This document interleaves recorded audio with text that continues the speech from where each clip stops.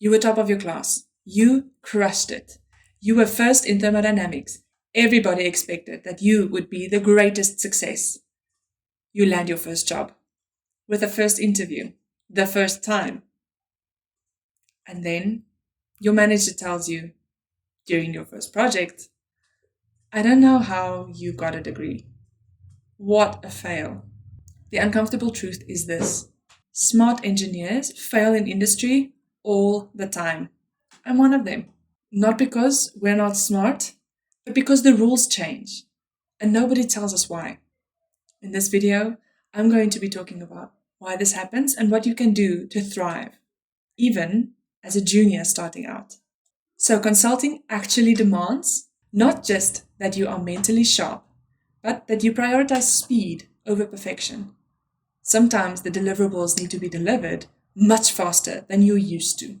Often, you've got multiple projects, multiple clients, multiple scopes, and your information is ambiguous and only half defined. In consulting, communication is so much more important than correctness. You might have the right answer, but if you can't communicate that to anyone, you lose. And very often, the client focus is much more important than personal pride. Your work is not about solving your favorite kind of problem. It's about solving the client's specific need under real constraints. If you've just started your consulting journey, you may have stepped in these traps and you may be feeling so frustrated, such pain.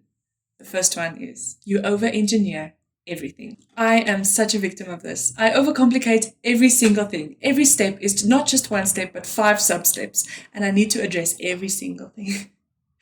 I over-engineer everything. I overcomplicate everything. And when it comes down to it, I have no idea what I'm doing because I'm drowning in my overcomplicated information. Very often, I delay a project.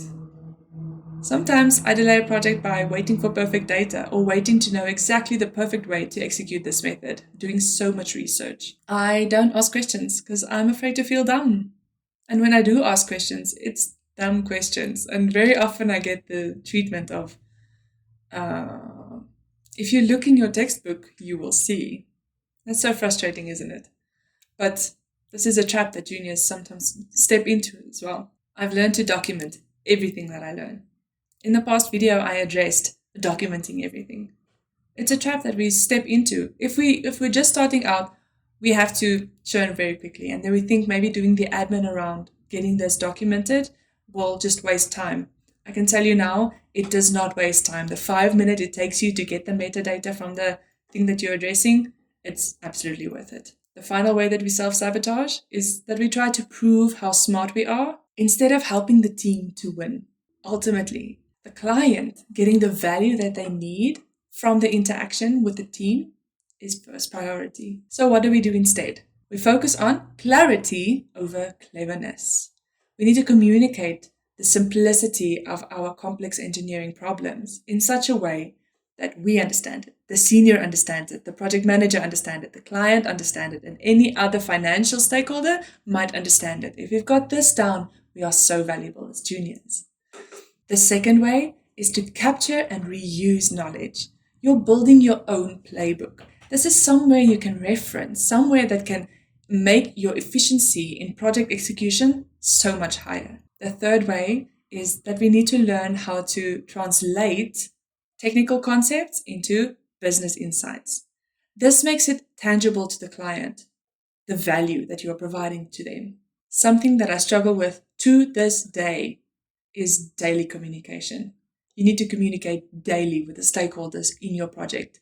This includes, for junior, your technical lead. Give them updates daily. Today, I'm working on this and that and the other. Yesterday, I was struggling with this, so I'm still working on that today, this morning. I want to spend a few hours on that.